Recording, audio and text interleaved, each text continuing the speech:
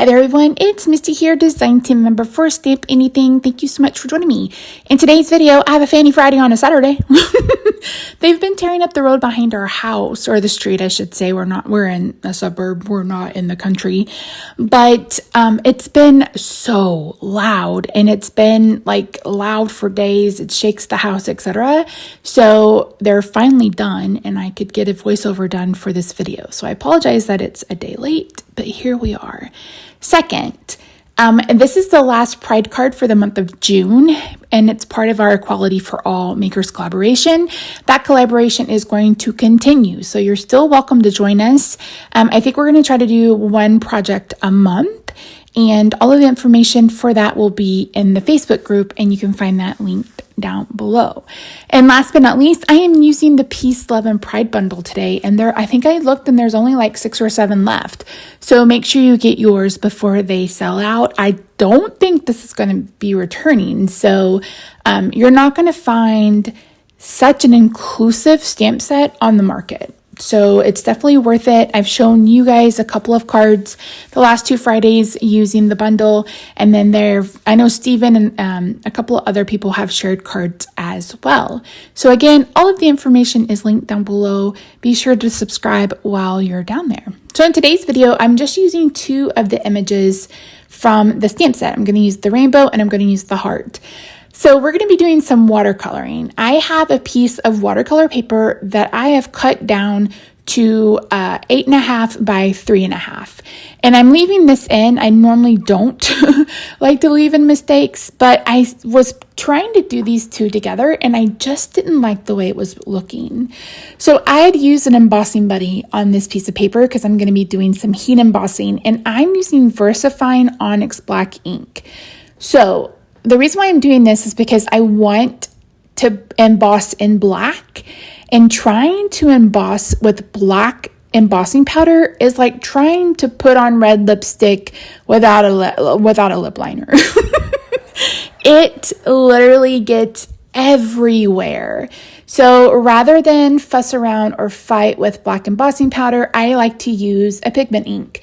VersaFine is a pigment ink, and that just means it sits on top of the paper and it gives you an opportunity to use embossing powder, etc. with your images.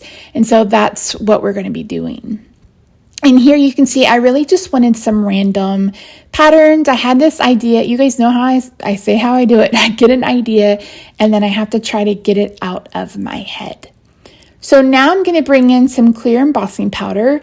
I keep mine in these little jars. Where did I get these jars? Probably off Amazon, if I were to be honest. You can also find some similar ones at the Dollar Tree. I have like, I don't know, 15 or 20 different embossing powders that I think you use like 3 of them. So yeah. Okay, so once I've done that, I'm going to move everything out of the way, and I'm going to bring in my heat tool, and you're going to see the magic of heat embossing. So to heat emboss, you're going to need something to remove static. That can be a bag, that can be an old fabric softener sheet, etc. You just need something that's going to remove the static. Then you need a pigment ink or a sticky ink. So VersaMark is one, VersaFine. You may be able to do it with a hybrid ink. Now that I think about it, I will give that a go and I'll report back. A dye ink, like a water-based ink, is one that seeps into the paper and then a pigment sits on top. So these are the watercolor markers that I picked up off Amazon. Here's a funny story. One year, Santa brought me the whole entire set of the Zig Clean Color blah, blah, blah, blah. And I hated them. I tried to make them work, and I just feel like I couldn't get it done. So a couple of weeks ago, I was like, I really want to play with watercolor pens, but I didn't want to make a huge investment in case I didn't like them again. So I picked these up off Amazon, and these are so good. I hate that there's only 50. I think there's 54 colors. I wish they had a bigger set because I would get it. One thing I love about these is, number 1, they're super juicy. And number 2, you can get really pretty gradients with this. I will try to remember to pop up a picture of a card I did for my own channel, the Jolly Fed Elf, and I used 2 markers, one blue one and one green one. And you can see just how much dimension I was able to get with just those 2 markers. They're juicy. This is not an advertisement for that, but but they're really, really nice. And if you're someone who wants to try watercolor markers, I would give them the go. I will say the only thing that they don't work well with water. They don't work well if you wet your page.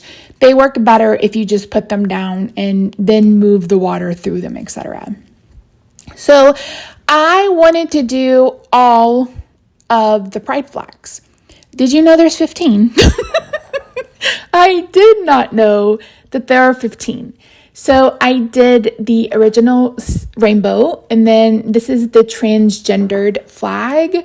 I did the non-binary flag. I did the lesbian flag. I did the asexual flag.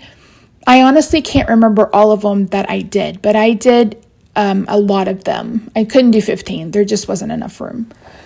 So I'm just matching colors with the So I'm just doing my best to match the colors with the colors that I found online. So I just literally went to Google and searched pride flags, and there was a website that pulled up, and I opened it and I took them from there. So if you don't see your flag that represents you, I apologize, but I did as many as I could. And some of them, one of the intersex one is in a rainbow. It's an actual flag with a circle in the middle. So of course I couldn't do that one. So I didn't mean to exclude everybody, but there's no way I could have included everybody. So the markers blend really, really well. And I actually really love this idea of creating your own kind of pattern in the background. So here to the left, you can see where I have my phone. I believe this is the asexual flag, and I did my best to match the colors, and then I'm starting from the top and moving to the bottom. I also wanted to fill in the hearts, so I did the Roy G. Biv initially, and now I'm bringing in other colors that I am using. Again, these colors blend beautifully. This is watercolor paper. I don't know which brand it is.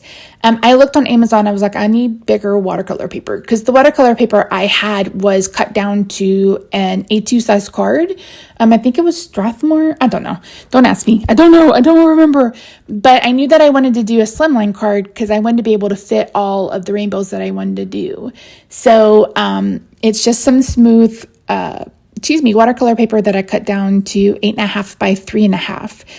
That is the measurement that I like to use, because that means I don't have to do any irregular cuts, and I can just do what I need to do.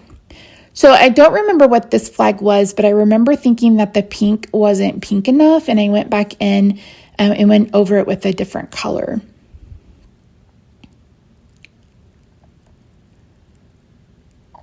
So I really appreciate you guys joining me. This has been a really fun series. This bundle is so good.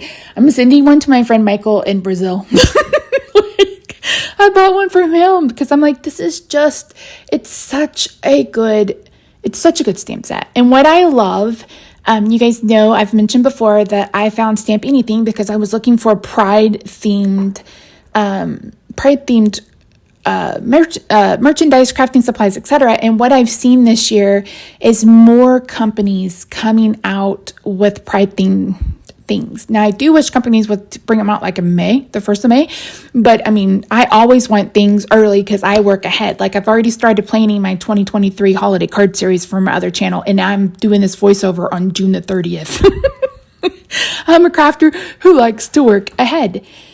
So, it's good to see that companies are, and I can understand it from a business person's point of view that, it's a very polarizing position. Why? I don't know. I think basic human rights shouldn't be polarizing. Everybody, certain inalienable rights, isn't that what we're guaranteed by the Constitution? But anyway, I'm ranting. So it was good to see that more companies are working toward representation. And that's what this collab is all about. is to make sure that the people who are in these populations who face discrimination, etc., on a daily basis know that you are loved and know that you are cared for and know that you matter. And while some people may go, it's just, Misty, it's just cards. Yeah, but how many times, I wonder how many gay couples have gotten on Etsy or have gotten on somewhere and tried to find same-sex artwork, same-sex cards, etc. So I think about that. Maybe it's the Taurus in me, or maybe it's just, wanting to be an inclusive human. So yeah, speaking of that, I've actually started, I have an Etsy shop, the Jolly Fat Elf, and I have started a LGBTQIA plus section, and I plan to fill it with cards as we move throughout the year. So this rainbow initially was going to be the focal rainbow, but I have a 3D sticker and it just happens to fit. So I went ahead and used a black marker on that because I just wanted to look like it had a shadow. Now, I am not one who can leave a background plain. What I do with a lot of my images, if I'm doing a 1-layer card, is I like to outline them in blue. So this is a very faint blue marker, and I'm going to bring in a paintbrush with some water. You see here, I'm just wiping it off, and then I'm just going to add some water to move that blue around. Now, I will say that's really one of the main reasons why I embossed this, so I could, do my best not to drag in other colors. Now, am I perfect? No, because I have shaky hands. So in some spots, there is some color that moved out and it wasn't supposed to. But I really do like the effect of this. I really do like how it looks in the end. And I just feel like it gives dimension. I could have done gray as well and made it look more of like a drop shadow. That would have been really fun, but I really like the blue. I mean, if you've followed me for any length of time and you've seen me do a 1-layer card, I am always outlining in blue. I don't know why, I just like the look of it. And that's the fun thing about card making, and that's why I've had people in the past go, you should do this or you should do that, but it's not my style. You are not going to come to me for grunge. You're not going to come to me for vintage. You're not going to come to me for those like steampunk. Those are just not my style. I lean toward whimsical and fanciful. I do love doing florals and serious cards as well. But and it's like my house. Like my house looks like color threw up in it.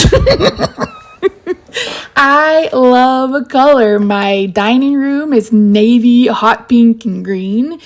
Our master bedroom is purple and aqua.